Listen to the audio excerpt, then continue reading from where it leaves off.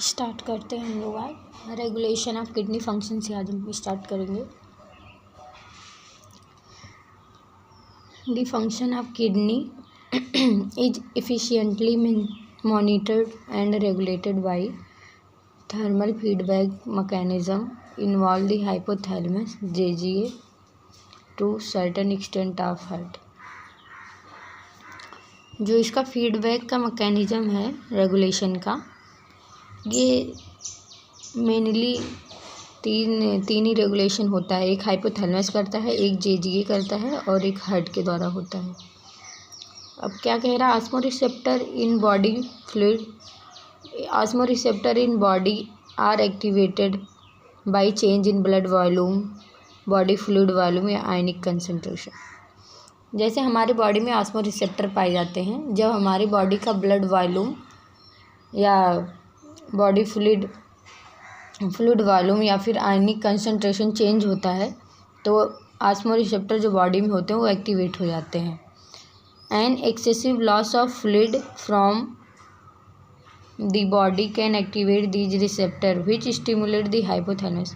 कह रहा है जब एक्सेसिव लॉस होगा बॉडी फ्लूइड का, तो ये एक्टिवेटर जो हैं, जो रिसेप्टर हैं वो एक्टिवेट हो जाएंगे, जो हाइपोथैलेमस पे भी एक्ट करेंगे। ठीक है, ये रिसेप्टर एक्टिवेट हो जाएंगे जो हाइपोथैलेमस पे एक्ट करके उसको एस्टिमुलेट कराएंगे, और हाइपोथैलेमस के पोस्टीरियर पिट्यूटरी पे एक्ट करेंगे, जहाँ से ये एंटी डायूरेटिक हार्मोन एडीएच या वैसोप्रेसिन निकलवाते हैं। ठीक है, ये एडीएच जो है ये पोस्टीरियर पिट्यूटरी से निकलता है ना, जिसको न्यूरोहाइपोफाइसिस कहते हैं।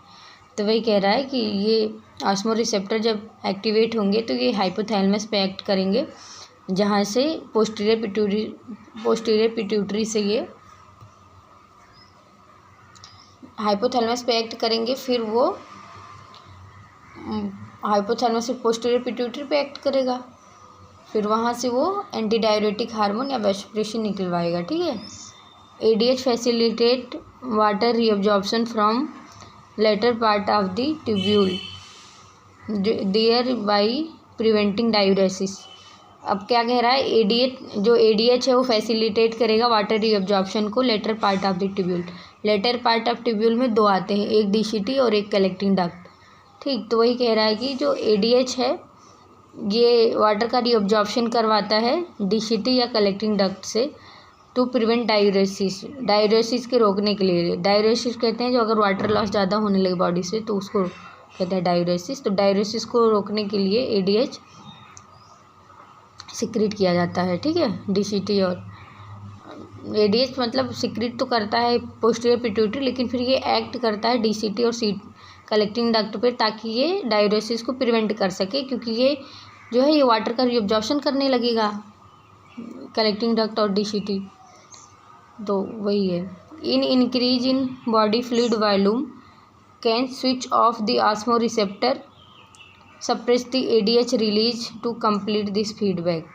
कह रहा है जब बॉडी फ्लूइड वॉल्यूम इंक्रीज हो जाएगा तो जो ऑस्मोरिसेप्टर बॉडी में थे जो एक्टिवेट थे वो स्विच ऑफ हो जाएंगे, और जो एडीएच रिलीज है वो भी सप्रेस हो जाएगा, जिससे ये फीडबैक कंप्लीट हो जाएगा। वही बॉडी फ्लूइड वॉल्यूम घटा था, इसीलिए ये सब हुआ था। अब जब ये हो जाएगा एडीएच, जब ये कलेक्टिंग डक्ट और डीसीटी के थ्रू ये वाटर का रीअब्जॉर्प्शन करवा लेगा तो बॉडी फ्लूइड वॉल्यूम बढ़ जाएगा, और जब बॉडी फ्लूइड वॉल्यूम बढ़ जाएगा तो फिर क्या, वही हमको करना ही था, वही बॉडी फ्लूइड वॉल्यूम ही तो बढ़ाना था, तो फिर क्या ज़रूरत है इसका ऑन रहने का। तो फिर जब ये सब हो जाएगा, बॉडी फ्लूइड वॉल्यूम वगैरह बढ़ जाएगा, तो फिर से ये सप्रेस हो जाएगा, ऑस्मोरिसेप्टर स्विच ऑफ हो जाएगा, जिससे फीडबैक ये कंप्लीट हो जाएगा। फिर ADH can also affect the kidney function by its constrictory effect of blood vessel. कह रहा है एडीएच जो है ये किडनी फंक्शन को अफेक्ट कर सकता है, क्योंकि इसमें कॉन्स्ट्रिक्टरी इफेक्ट पाया जाता है, मतलब कॉन्ट्रैक्शन करवाने की भी इफेक्ट पाई जाती है ब्लड वेसल को। तो ये एक तरह से ये ऐसे भी बॉडी फ्लूइड वॉल्यूम बढ़ा सकता है। एडीएच अगर जो ब्लड वेसल पे एक्ट करेगा तो इससे कॉन्स्ट्रिक्ट करेगा ब्लड वेसल, इससे ब्लड प्रेशर बढ़ेगा, ब्लड प्रेशर बढ़ेगा तो जीएफआर भी बढ़ जाएगा। यहाँ आगे लिखा होगा this causes increase in blood pressure. ADH जो है ये ब्लड वेसल पे एक्ट करेगा, उसको कॉन्ट्रैक्ट करवाएगा, जिससे ब्लड प्रेशर बढ़ जाएगा, और जब ब्लड प्रेशर बढ़ेगा तो जीएफआर भी बढ़ जाएगा, ग्लोमेरुलर ब्लड फ्लो ये भी बढ़ जाएगा, और जीएफआर बढ़ेगा तो बॉडी फ्लूइड भी बढ़ जाएगा। ठीक है, ये दो तरीके से करेगा, एक डीसीटी के थ्रू रीअब्जॉर्ब करवा के करेगा और एक वैसोकॉन्स्ट्रिक्टर के थ्रू कर लेगा। ठीक है, यहाँ ये कंप्लीट हो गया ये वाली मैकेनिज्म। अब नीचे एक मैकेनिज्म और होती है जो जेजी सेल स्टार्ट करती है। फिर क्या है, the JGA play a complex regulatory role. अब कह रहा है जेजीए जो है जस्टाग्लोमेरुलर अपरेटस एक कॉम्प्लेक्स रेगुलेटरी रोल प्ले करता है। Fall in glomerular blood flow या ग्लोमेरुलर ब्लड प्रेशर या GFR can activate the JG cell to release renin and convert angiotensinogen in blood to angiotensin 1। कह रहा है जब अब जीएफआर ग्लोमेरुलर ब्लड फ्लो या ग्लोमेरुलर ब्लड प्रेशर या GFR can activate, जब डिक्रीज करेगा जीएफआर तो जो है जेजी एक्टिवेट होगा। ठीक है, जेजीए जो है वो एक्टिवेट होगा। बॉडी फ्लूइड वॉल्यूम या जीएफआर जब कम होगा तो जेजीए है जो जस्टाग्लोमेरुलर अपरेटस ये एक्टिवेट होगा और वो जेजी सेल से रिलीज करवाएगा रेनिन। ठीक है, रेनिन रिलीज करवाएगा। रेनिन जो एक्ट करेगा वो एंजियोटेंसिनोजन पे एक्ट करेगा, जो एंजियोटेंसिनोजन को एंजियोटेंसिन 1 में चेंज कर देगा। ठीक है, रेनिन। अब फिर क्या होगा, फर्दर एंजियोटेंसिन 2। अब क्या है, जो एंजियोटेंसिन 1 है उसको फिर से चेंज कर देगा एंजियोटेंसिन 2 में। फिर angiotensin 2 being a powerful vasoconstrictor increase the glomerular blood pressure thereby GFR. कह रहा है कि जो रेनिन एंजियोटेंसिन 2 है ये पावरफुल वैसोकॉन्स्ट्रिक्टर है। ठीक है, ये जब ब्लड वेसल पे एक्ट करेगा तो उसको कॉन्स्ट्रिक्ट करवाएगा जिससे ब्लड प्रेशर बढ़ जाएगा, और अगर ब्लड प्रेशर बढ़ेगा तो जीएफआर फिर से बढ़ जाएगा। ठीक है, हमको वही करना ही था, जीएफआर कम हुआ था इसीलिए ये सब हो रहा है, जीएफआर बढ़ गया। अब फिर क्या करेगा, angiotensin 2 also activate the adrenal cortex to release aldosterone. अब कह रहा है एंजियोटेंसिन 2 जो है ये एड्रिनल कॉर्टेक्स पे भी एक्ट करेगा जहाँ से एल्डोस्टेरोन रिलीज करवाएगा। Aldosterone causes reabsorption of the sodium ion and water from distal part of tubule. अब क्या करेगा, जो एल्डोस्टेरोन है वो डीसीटी और कलेक्टिंग डक्ट पे एक्ट करेगा जहाँ से सोडियम और वाटर का रीअब्जॉर्प्शन करवाएगा। ठीक है, एल्डोस्टेरोन जो है वो डीसीटी पे और कलेक्टिंग डक्ट पे एक्ट करता है जिससे रीअब्जॉर्प्शन करवाता है सोडियम और वाटर का। ठीक है, this also lead to increase blood pressure and GFR, जिससे फिर से जो ब्लड प्रेशर है और जीएफआर है फिर से बढ़ जाएगा। वही कम हुआ तो हमको वही करना ही था, फिर बढ़ गया। This complex mechanism is generally known as renin angiotensin mechanism. कह रहा है ये जो कॉम्प्लेक्स मैकेनिज्म है इसको रेनिन एंजियोटेंसिन मैकेनिज्म कहते हैं। ठीक है, अब फिर क्या है, इसको रास भी कहते हैं इस मैकेनिज्म को, रेनिन एंजियोटेंसिन एल्डोस्टेरोन सिस्टम भी इसको बोलते हैं। अब है an increase in blood flow to the atria of heart can causes the release of atrial natriuretic factor. कह रहा है जब ब्लड फ्लो बढ़ जाता है एट्रिया से जब ब्लड फ्लो बढ़ेगा तो जाहिर सी बात है ब्लड प्रेशर बढ़ जाएगा। तो जो हार्ट है, हार्ट की एट्रिया जो है वहाँ से एएनएफ रिलीज होगा, एएनएफ रिलीज करेगा हार्ट की एट्रिया, क्योंकि जब ये सब बढ़ रहा है ब्लड फ्लो सब ब्लड पे कॉन्स्ट्रिक्टरी इफेक्ट लगा रहे हैं ऊपर हम जो पढ़ के आ रहे हैं। तो जब कॉन्स्ट्रिक्शन ब्लड करेगा तो ब्लड प्रेशर तो बढ़ ही जाएगा। फिर जब ब्लड प्रेशर बढ़ेगा तो हार्ट की जो एट्रिया है वहाँ से एएनएफ रिलीज होगा, एट्रियल नाइट्रियूरेटिक फैक्टर, जो वैसो डायलेशन का काम करता है। ठीक है, जो ब्लड वेसल को डायलेट करवाता है। जब ब्लड वेसल जो कॉन्ट्रैक्ट हुई थी जब वो डायलेट हो जाएंगी तो जो ब्लड प्रेशर है वो कम हो जाएगा। ठीक, हमको वही करना ही था, ब्लड प्रेशर एट्रिया में बढ़ा था तो हमको उसको कम करना था, तो ब्लड प्रेशर कम हो जाएगा। अब कह रहा the ANF mechanism therefore act act as check on the renin angiotensinogen mechanism. कह रहा है जो ANF मैकेनिज्म है वो चेक करता है रेनिन एंजियोटेंसिन मैकेनिज्म को। चेक मतलब होता है रोकना यहाँ, तो वही जो है ANF मैकेनिज्म जो है वो रोकता है रेनिन एंजियोटेंसिन मैकेनिज्म को, क्योंकि उसके जस्ट अपोजिट में चल रहा है ना, इसका एंटागोनिस्ट है ये सब जो है ये ब्लड प्रेशर वगैरह को बढ़ाते थे, ये ब्लड प्रेशर को डिक्रीज कर रहा है। तो वही कह रहा है check on the renin angiotensin. ऐसे ये पूछ सकता है ANF mechanism check on the, तो ये अगर ये पूछेगा तो हमको ये बताना पड़ेगा रेनिन एंजियोटेंसिन मैकेनिज्म। और अगर पूछ लेगा कि अगर यहाँ मतलब ANF के बारे में पूछेगा तो यहाँ फिल इन द ब्लैंक वगैरह के टाइप में पूछ सकता है, या ANF को हटा के कुछ और दे देगा। ठीक है, अब पढ़ते हैं हम मिक्सचुरेशन। ये काफ़ी अच्छा टॉपिक था, ये इसको बार बार पढ़ लेना। अब मिक्सचुरेशन को पढ़ते हैं।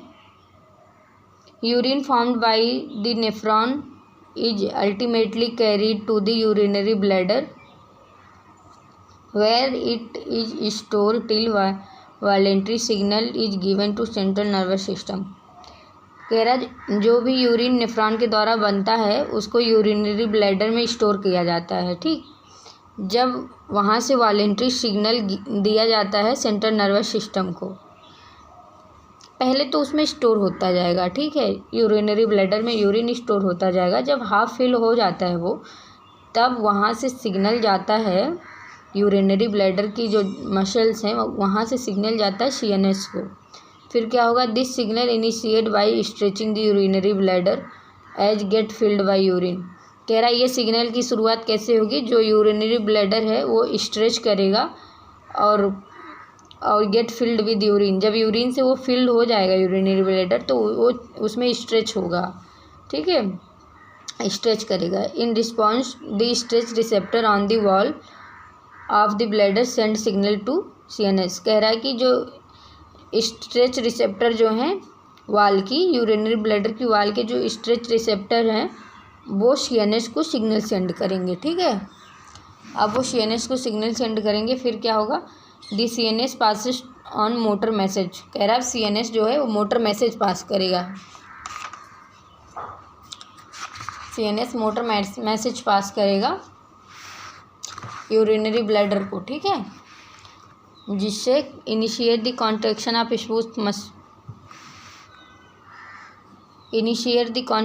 Of smooth muscle of bladder and simultaneous relaxation of urethral sphincter causing release of urine.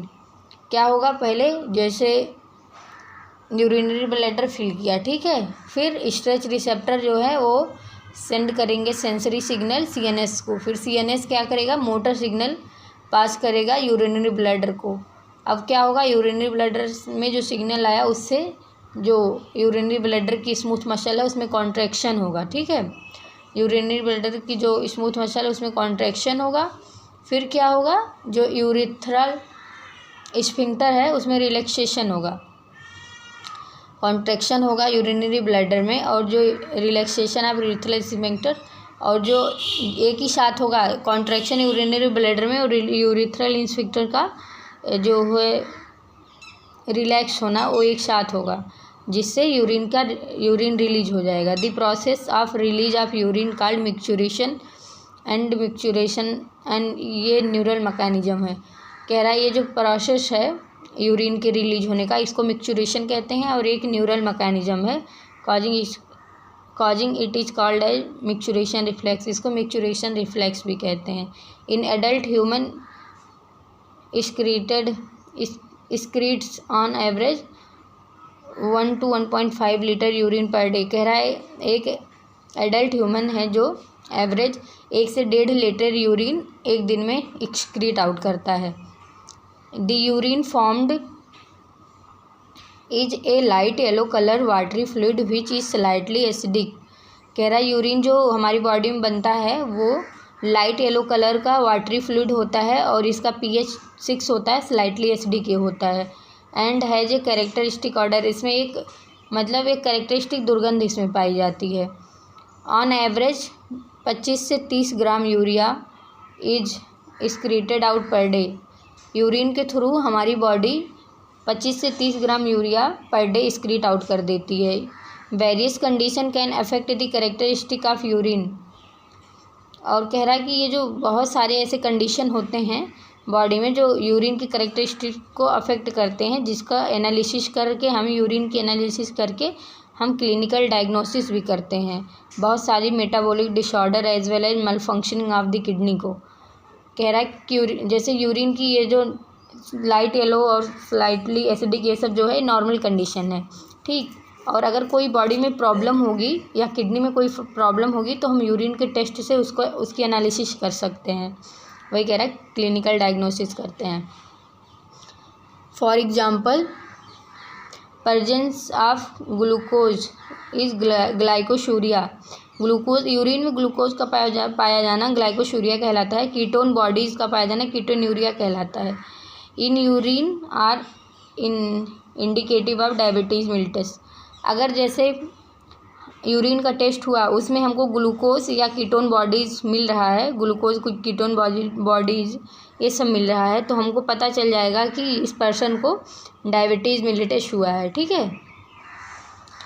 Urine का टेस्ट अगर हम करेंगे हमको उसमें ग्लूकोज या कीटोन बॉडीज़ मिल गया, ग्लूकोज और कीटोन बॉडीज़ मिल गया तो हमको पता चल जाएगा कि इस पर्सन को डायबिटीज़ मिलिटस है। अब role of other organ in excretion.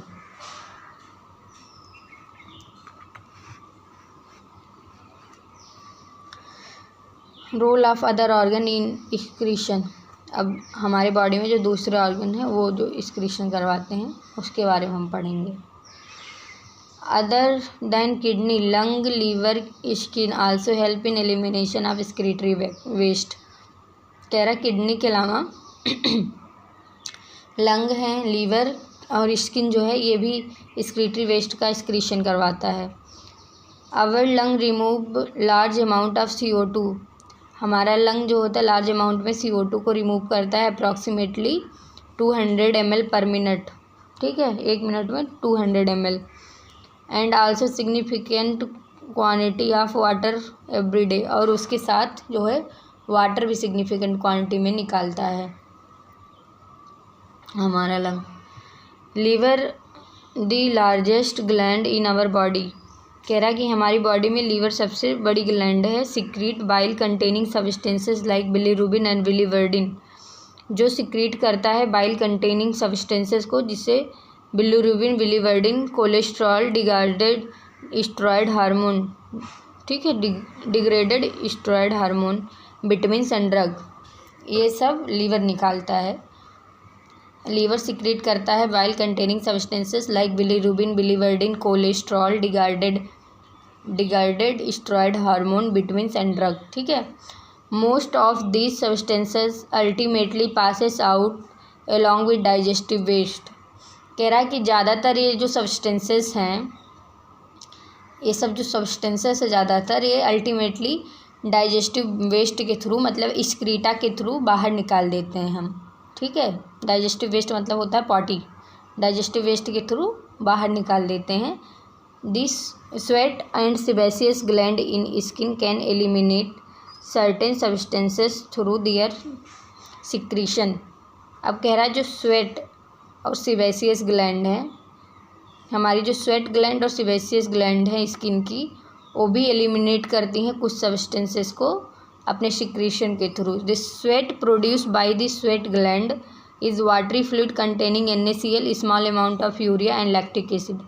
कह रहा है जो स्वेट ग्लैंड जब स्वेट प्रोड्यूस करती हैं, ठीक, तो वही स्वेट तो एक वाटरी फ्लूइड होता है जिसमें NaCl, स्मॉल अमाउंट में यूरिया और लैक्टिक एसिड होता है, ठीक है।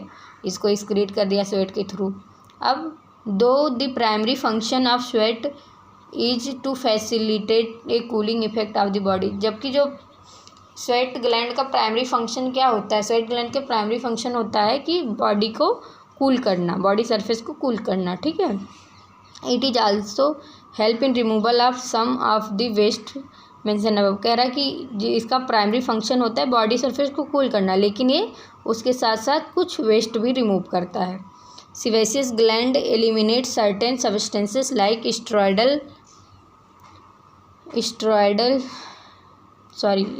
स्टेरॉल है,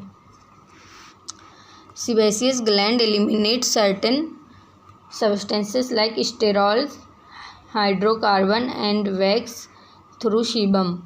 अब क्या कह रहा है, जो सीबेसियस ग्लैंड है वो एलिमिनेट करता है कुछ सब्सटेंस को, जैसे sterol, hydrocarbon and wax through sebum.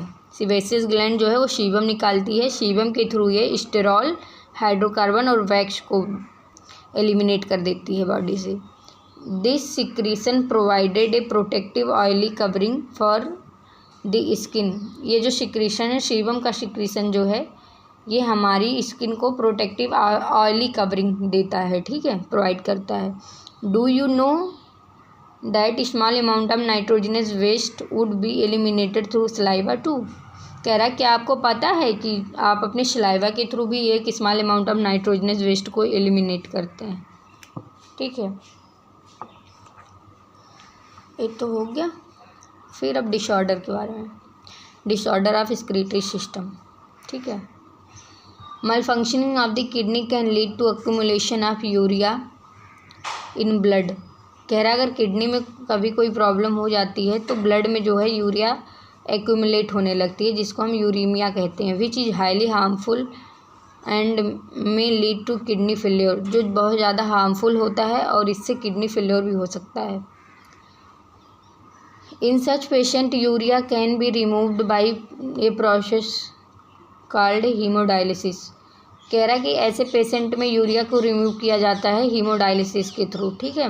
During the process of haemodialysis the blood drained from convenient arteries is pump into the dialysing unit called artificial kidney. कह रहा है कि जब हीमोडायलिसिस का प्रोसेस होता है उसमें जो ब्लड होता है बॉडी का, उसको एक कन्वीनियंट आर्टरी के थ्रू बाहर निकाल लिया जाता है, फिर इसको डायलाइजिंग यूनिट में डाल दिया जाता है, ठीक है, जिसको हम आर्टिफिशियल किडनी कहते हैं, डायलाइजिंग यूनिट को, ठीक। Blood drain from convenient artery is pumped into dialysing unit after adding an anti coagulant like heparin. कह रहा है कि जब ब्लड को हम निकालते हैं कन्वीनियंट आर्टरी से तो उसको डायलाइजिंग यूनिट में डालने से पहले उसमें हम एंटी कोगुलेंट हेपैरिन ऐड करते हैं, ताकि जैसे जब भी हम ब्लड हमारा बॉडी से बाहर निकलता है तो थोड़ी टाइम बाद वो तुरंत जमने लगता है, ठीक। तो अगर हम बॉडी से बाहर निकाल दिए हैं तो अगर उसमें हम एंटी कोगुलेंट नहीं मिलाएंगे तो वो जम जाएगा, तो इसीलिए उसमें एंटी कोगुलेंट हेपैरिन मिलाते हैं, फिर उसको डायलाइजिंग यूनिट में डालते हैं ताकि वो क्लॉट ना करे, ठीक। The unit contain a coiled silicon tube surrounded by fluid dialysing fluid. कह रहा है ये जो डायलाइजिंग फ्लूइड की यूनिट होती है उसमें ये कॉइल्ड सिलिकॉन ट्यूब होता है surrounded by fluid dialysing fluid, जिसके चारों तरफ एक जैसे सिलिकॉन ट्यूब है कॉइल की, ठीक, उसके चारों तरफ डायलाइजिंग फ्लूइड है, हैविंग द सेम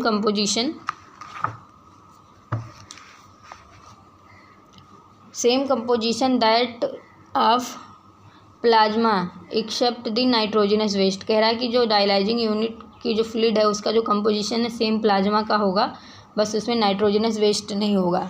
तो क्या होगा, the porous cellophane membrane of tube allow to passage of molecule waste on concentration gradient.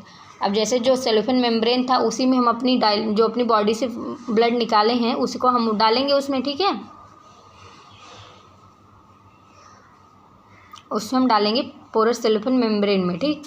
उससे अब क्या होगा, the tube allow to passes molecule based on concentration gradient. तो और उसके चारों तरफ डायलाइजिंग फ्लूइड था तो वो फ्लूइड जो है वो अपने कंसनट्रेशन ग्रेडियंट के हिसाब से मॉलिक्यूल को मूव कराएगी, ठीक।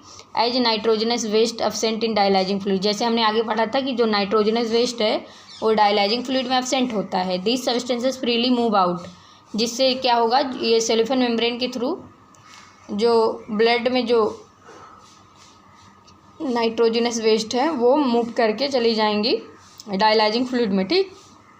दिस क्लियरिंग दी ब्लड, जिससे ब्लड क्लियर हो जाएगा। हमको वही नाइट्रोजन वेस्ट ही तो निकालना था, वो जो है चला जाएगा डायलाइजिंग फ्लूइड में, क्योंकि कंसनट्रेशन ग्रेडियंट के उस पर मूव करेगा ना। जैसे जो डायलाइजिंग फ्लूइड है उसमें सब कुछ सेम कंपोजिशन का है, जो ब्लड में है प्लाज्मा का है, बट उसमें बस नाइट्रोजनस वेस्ट नहीं है। तो जब उसमें हम सेलोफन मेम्ब्रेन से पास हम करवाएंगे, जैसे मैं आपको बताती हूँ,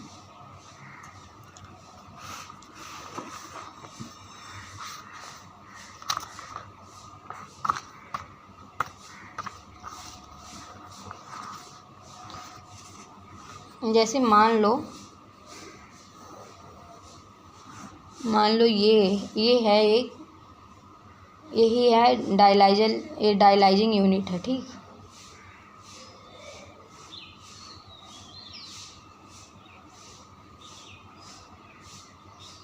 ये डायलाइजिंग यूनिट है।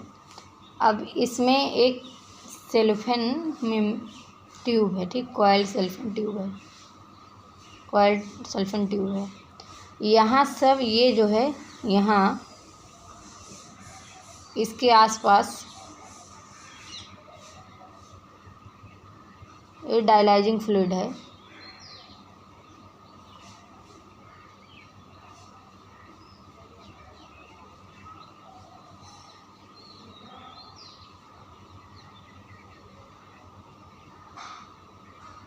ये डायलाइजिंग फ्लूइड है, ठीक, ये डायलाइजिंग फ्लूइड है इसके आसपास।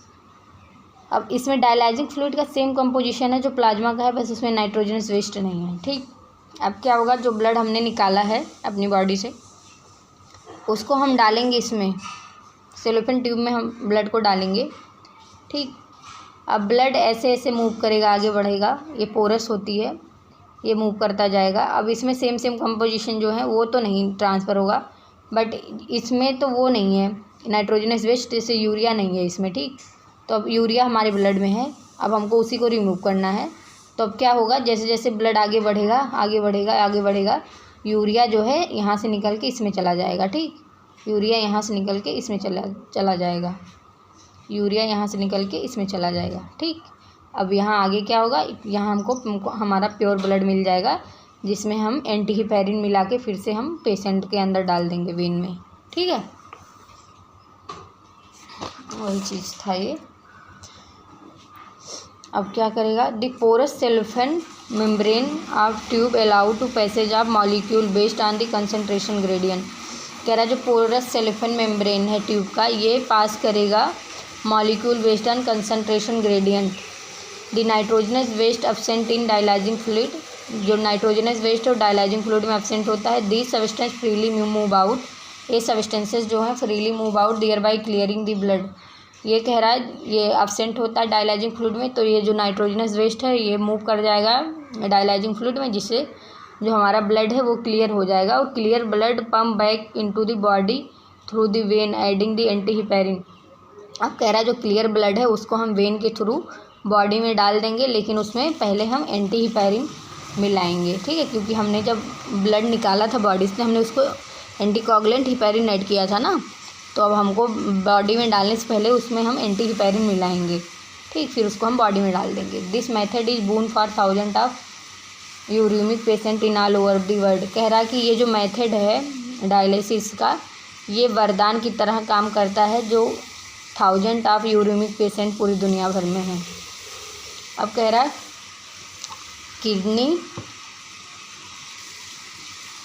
Kidney transplantation is the ultimate method in the correction of acute renal failure. कह रहा है जब किडनी फेल हो जाता है तो ये इसका एक अल्टीमेट जो मेथड होता है करेक्ट करने का, ये अल्टीमेट मेथड बस किडनी ट्रांसप्लांटेशन ही है। Such functioning kidney is used in transplantation from donor probably close relative to minimize its chance of rejection by the immune system। कह रहा है जो किडनी का ट्रांसप्लांटेशन में जिस किडनी का हम यूज़ करेंगे वो या तो किसी क्लोज रिलेटिव का ही होगा जिसको हम प्रीफर करेंगे, ताकि जो हमारा इम्यून सिस्टम है उसको रिजेक्ट ना करे, या फिर उसका जो चांस है रिजेक्शन का वो बहुत मिनिमम रहे, ठीक है। Modern clinical procedure have increase the success rate of such complicated technique. कह रहा है कि आजकल जो मॉडर्न क्लिनिकल प्रोसीजर है उसमें ये जो कॉम्प्लिकेटेड टेक्निक है किडनी ट्रांसप्लांटेशन का, वो उसका सक्सेस रेट बढ़ गया है, ठीक। रीनल कैल्कुलाई, स्टोन और insoluble mass of crystallize salt. Stone या insoluble mass of crystallize salt है जो ऑक्जिलेट बनाता है, ठीक, formed within the kidney. Stone या insoluble mass of crystallize salt found within the kidney, kidney के अंदर वही जो स्टोन हो जाता है या इनसॉल्युबल क्रिस्टलाइज सॉल्ट हो जाता है ऑक्सीलेट का, उसको हम रीनल कैल्कुलाई कहते हैं। ग्लोमेरुलस नेफ्राइटिस में क्या है, inflammation of glomeruli of kidney, ठीक है। नेफ्राइटिस मतलब इन्फ्लामेशन होता ही है ना, तो वही है inflammation in glomeruli of kidney. Glomeruli में अगर किडनी के ग्लोमेरुलस में अगर इन्फ्लामेशन हो जाएगा तो इसको ग्लोमेरुलस नेफ्राइटिस कहेंगे, ठीक है। काफ़ी अच्छा चैप्टर था, ये भी आज कंप्लीट हो गया। आप लोग भी अच्छे से पढ़ते रहिए, ठीक है। और अगर कभी भी जैसे मेरा वीडियो मिलता है आप देखते हो, अगर आपको अच्छा लगे तो ऑनेस्टली अपना रिव्यू ज़रूर दिया करिए। अगर कोई इम्प्रूवमेंट चाहिए तो हाँ आप वो भी बता दिया करिए, मैं कोशिश करूँगी अपना इम्प्रूवमेंट के लिए। और अगर आपको अच्छा लगे प्लीज़ लाइक करिएगा, ठीक है। ठीक है, बाय बाय।